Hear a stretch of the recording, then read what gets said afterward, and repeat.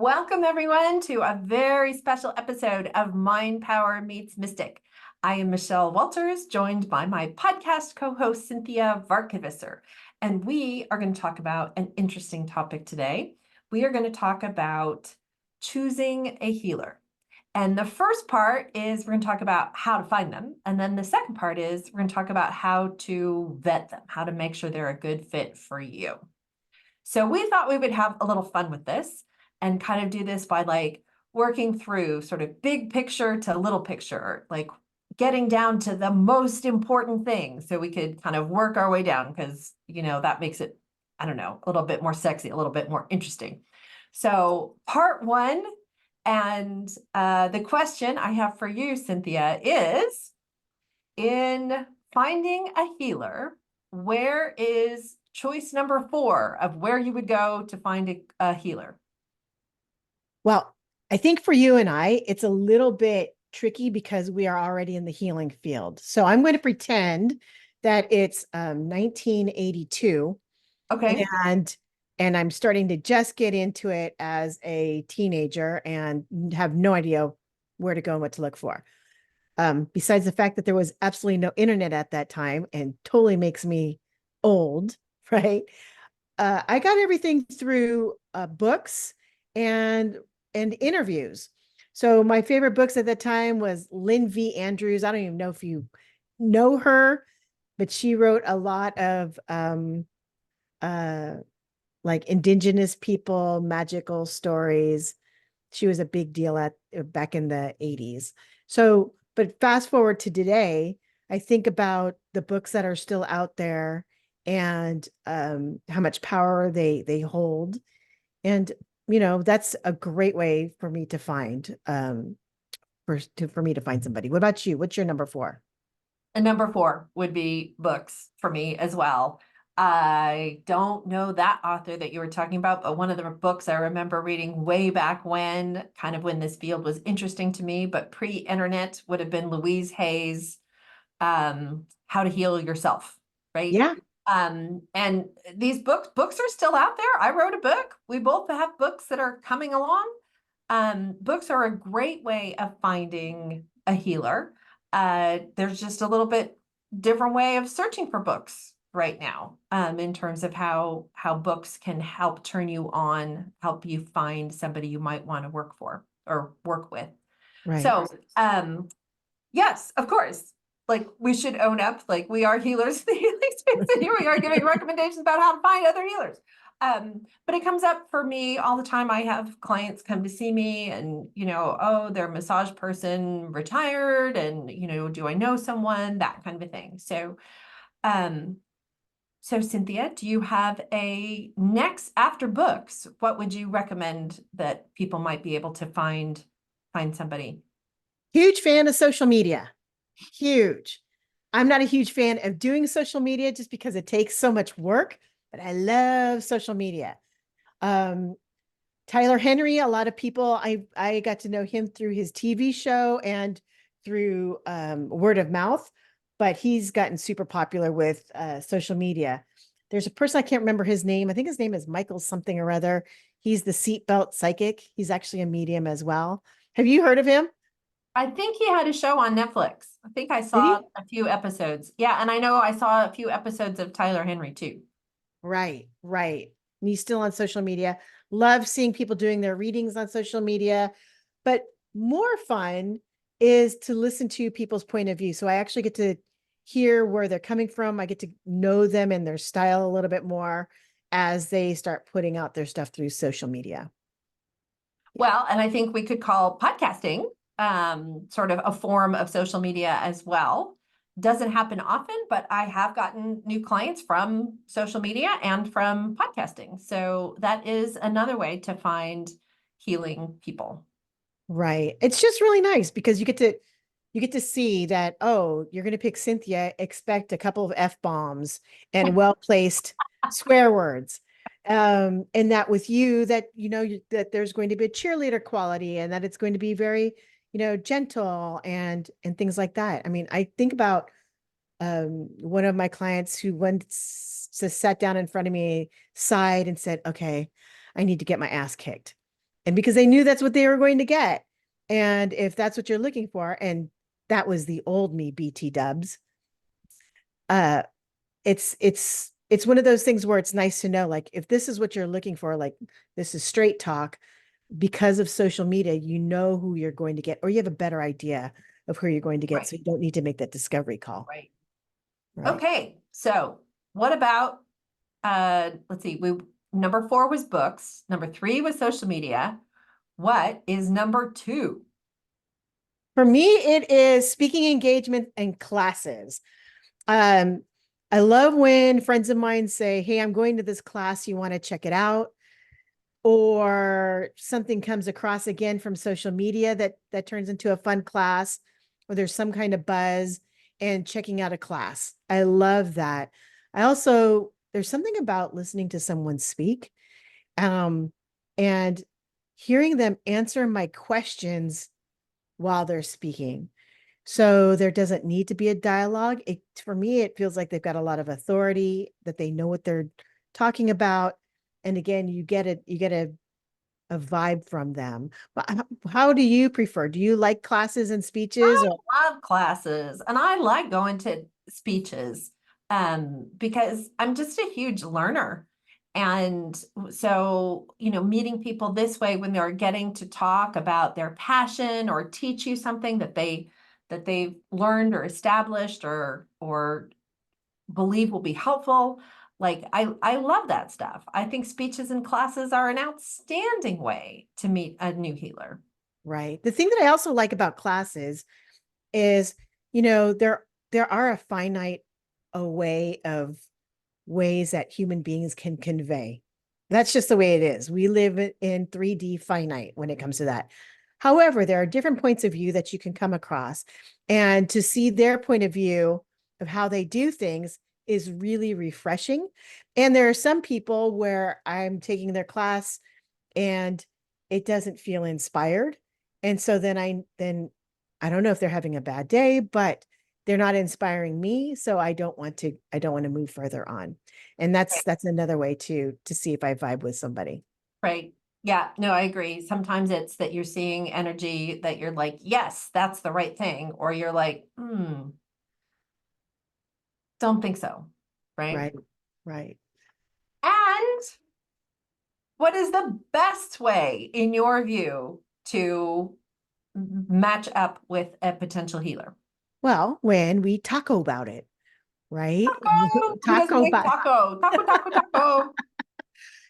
I love word of mouth, referrals.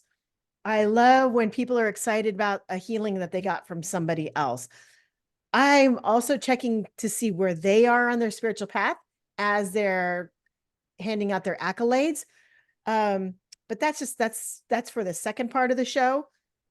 That for right now, any kind of referral, what you get to hear is someone who actually went through it, got the results, found out what their transformation was, how long did it take, how were they cared for. I mean, that's the whole enchilada, you know, Absolutely. staying in the Absolutely. food theme. Yeah. Yep. Yep. I love getting clients from referrals. It's just kind of like they show up at the door and the welcome mat they know is already there for them. Like they're ready to go. They have an idea of what to expect. They ask the right questions. Referrals are gold in terms of a way of finding new clients. I love giving referrals. I Me mean, too. the thing that I live by, right? The channeled message that I got is, if Krishna, Jesus, and Buddha are not for everybody, why the hell do I think I am? And so when there's not a match, there's nothing that makes me happier than helping that person find a match. So they get relief, they get a healing, and then there's someone that I trust and I believe in that's going to be doing the work. I mean, that to me is a perfect world. Excellent. So let's remind all of our listeners that they are listening to Mind Power Meets Mystic with me, Michelle Walters, and Cynthia Varkvisser, our mystic, my co-host. Please take a moment to rate or review our show, or think about, who do you know who should hear this, who might need a little help in terms of figuring this out and knowing how to find a healer. And then part two of this is going to be how to vet a healer, that a healer is the right person for you. So please, we really appreciate it. Sharing this episode, liking it, rating it, following us on social media, all of these things would be wonderful. We would be so appreciative. All right. Now it's my Part turn to two. ask you first. Right. Okay. We have 6 of how to vet your healer. And let's just be honest, this is how to vet anybody. You can mix and match this for anything. And for us, this is really important. A healing is you need to have trust. It's sacred. It's very personal. And we want to make sure that you find the person or people that are right for you. So for us, number 6 is to believe in the field. So what would you like to say about that, Michelle? Well, I just think that it's really important that if you're choosing a healer, that you choose a healer who does something that you believe is going to work. Because it's pretty easy. If you don't think somebody's method of healing is going to work for you, it probably won't. Cinthia, you want to talk about your experience with Reiki?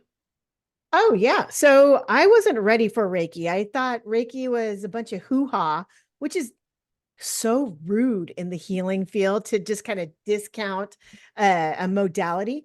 But what had happened was I come from energetic healings through my martial arts and as part of my mystic program through my Swami Mami, right? So to hear about Reiki, I thought I already have this stuff. Well, let me tell you, I met a Reiki master who's been on this show. That's Bridget Salmagi, which is really amazing. She's this amazing healer out of Long Island. And after I met her, we sat down and the healing began before I even got on the table because she's just that kind of Reiki master.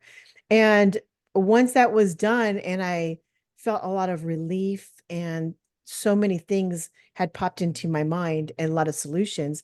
When I got off the table, which I spent a lot of time on that table, I thought this works. Reiki is magic, right? Reiki is a fantastic thing. I completely believe in it.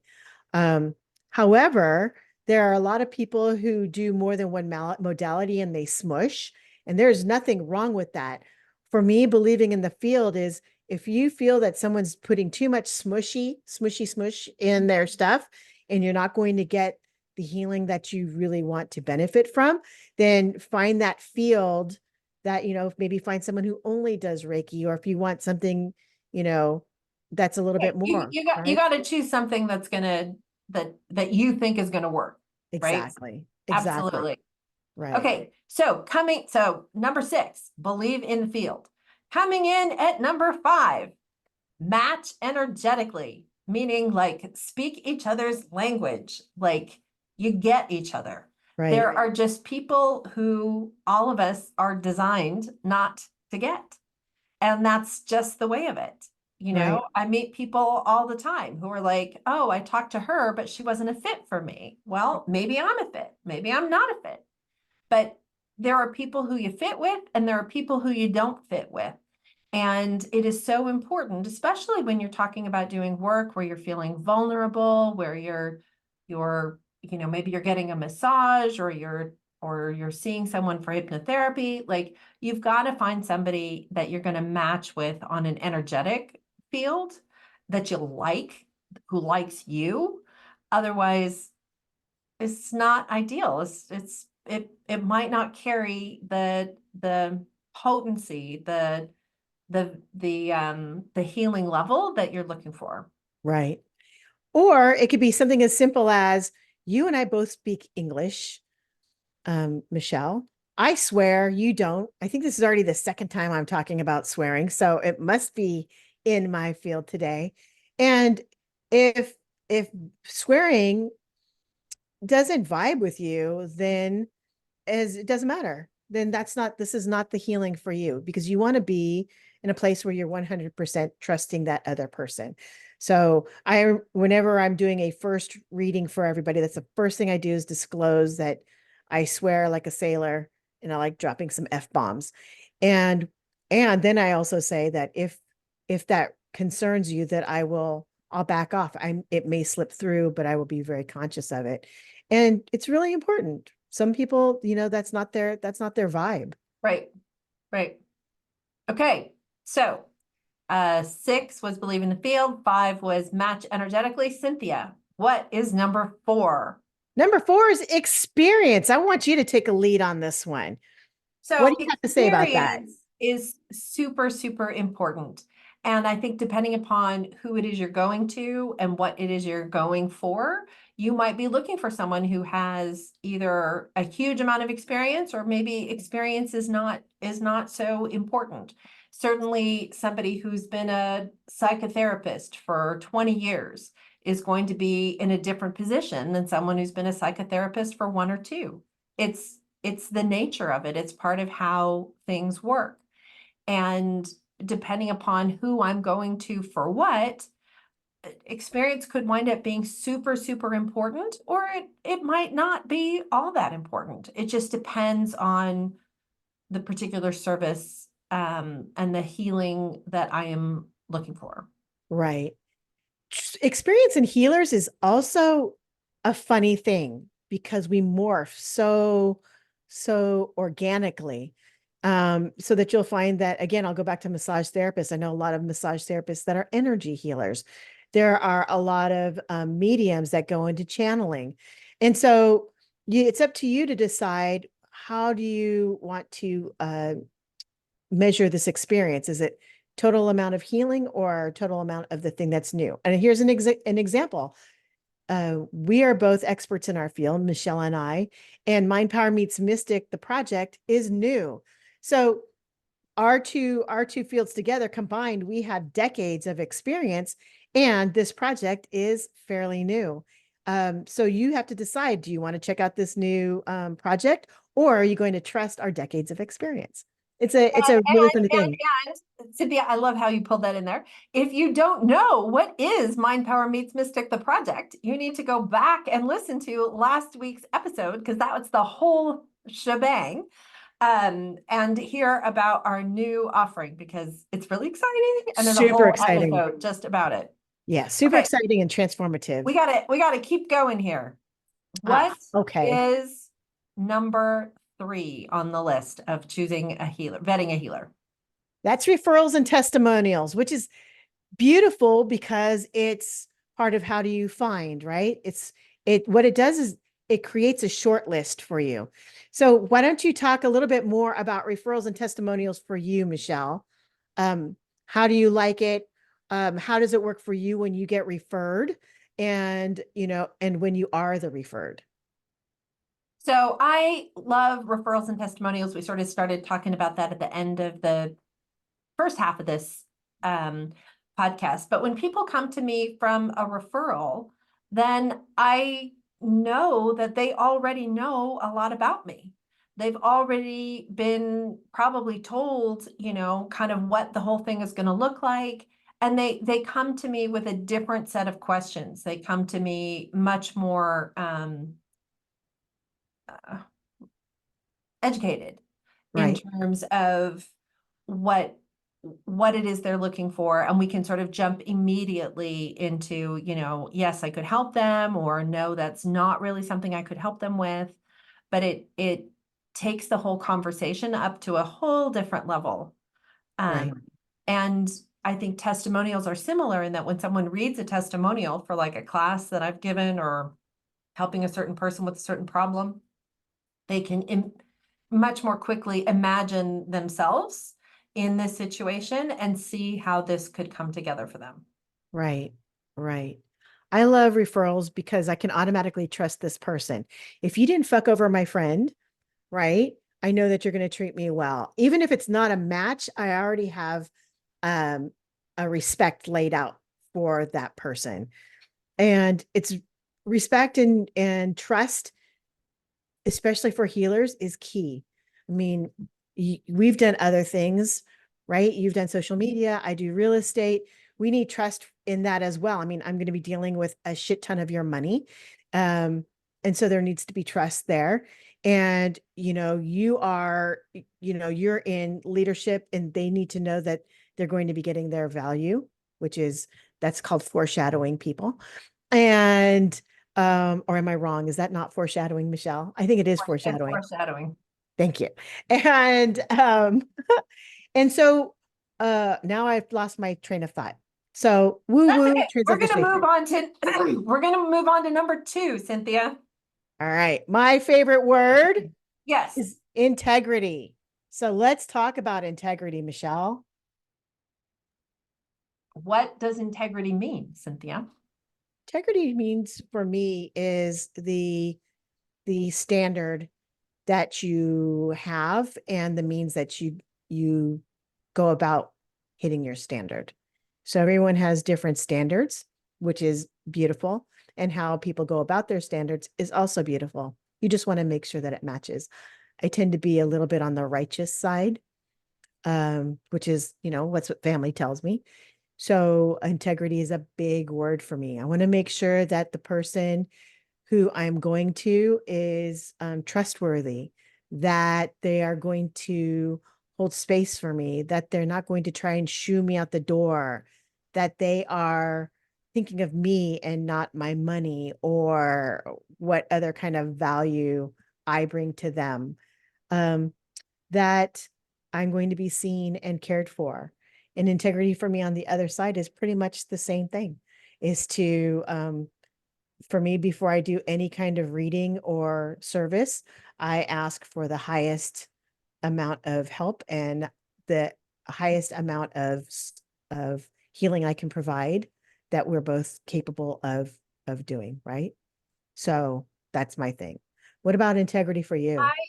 So just a couple quick ideas on integrity to throw in here is I think of integrity as kind of the whole way that practitioner practices, right? Including confidentiality, including communications, including that they're giving you what they said they were going to give you, or that they're not charging you extra for things you didn't know you were going to have to pay extra for.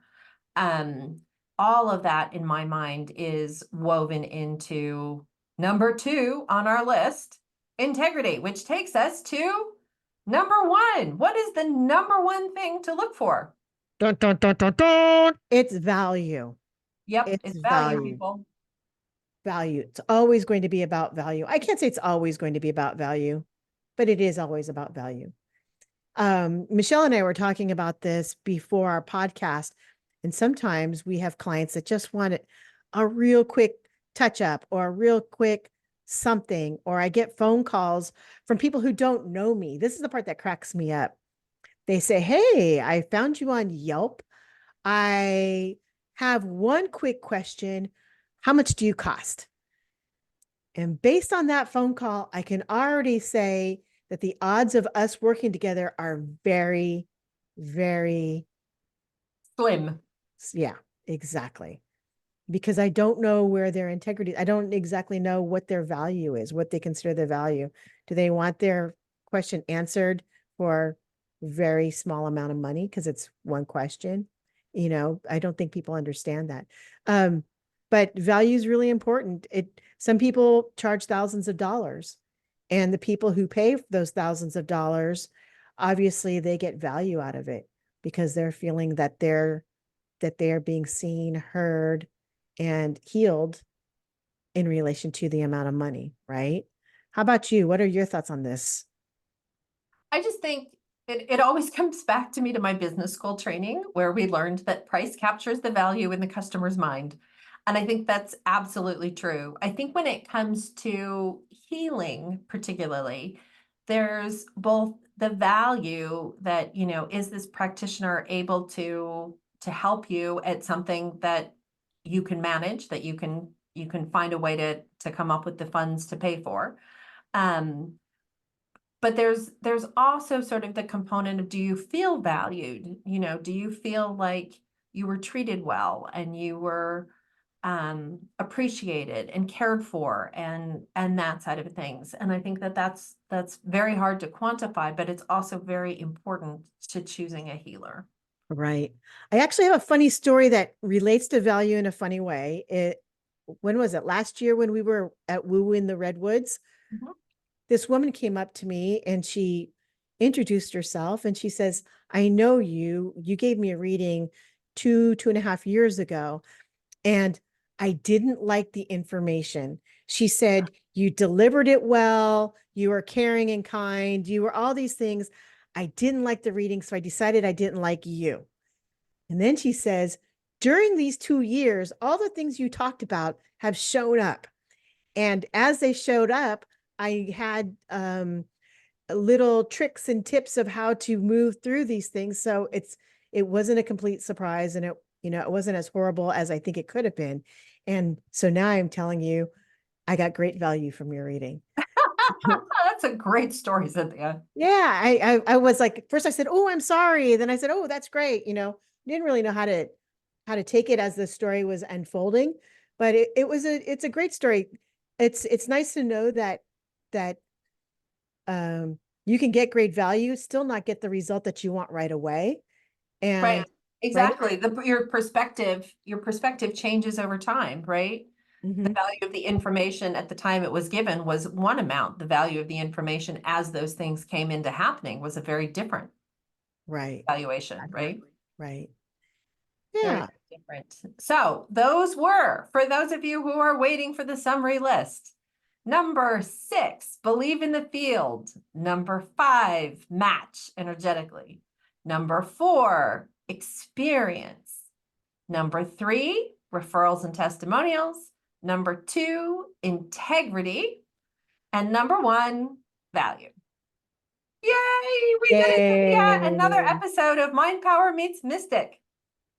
Yes. And feel free to ask any questions, add any comments to what we have discussed today. Michelle and I are always interested to hear your points of view. And please like us, review us, and tell your family and friends. Okay, and I think we should do a little 1-minute spiel on what is Mind Power Meets Mystic for anybody who didn't catch last week's episode. Sure. All right. Cinthia and I, who've both been in business for a while, have come up with a new joint offering.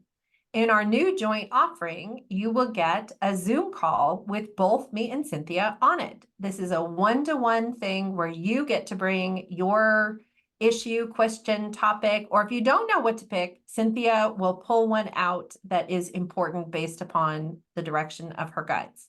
And then what happens in the first half hour, Cinthia? First half hour, we sit down and we talk about that thing.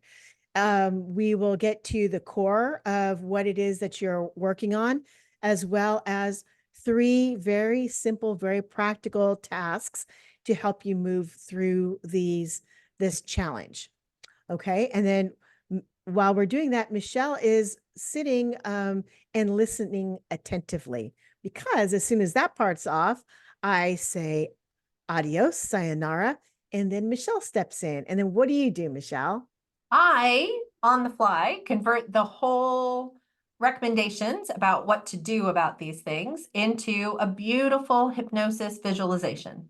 So our client gets to receive the download from Cinthia and then receive a hypnosis version of something very similar built off of that and whatever the client wants woven in the second half hour of the Zoom session. Then the client gets to go off on his or her merry way. And later on, they receive a copy of the entire session recorded so they can re-listen to the whole thing if they want to. And they also get an MP3 of just the hypnosis part so they can listen to that during the day or when they go to bed at night in order to solidify that piece of things and the visualization in their mind. It's fantastic. It's amazing. I love it. And to get it, all you have to do is reach out to me or Cinthia, and we will take care of you in a fine, fine way. So with that, I think we're done. Yay. Thank you Yay! all. Signing off from this week's episode of Mind Power Meets Mystic. Have a great week. Ciao, ciao for now.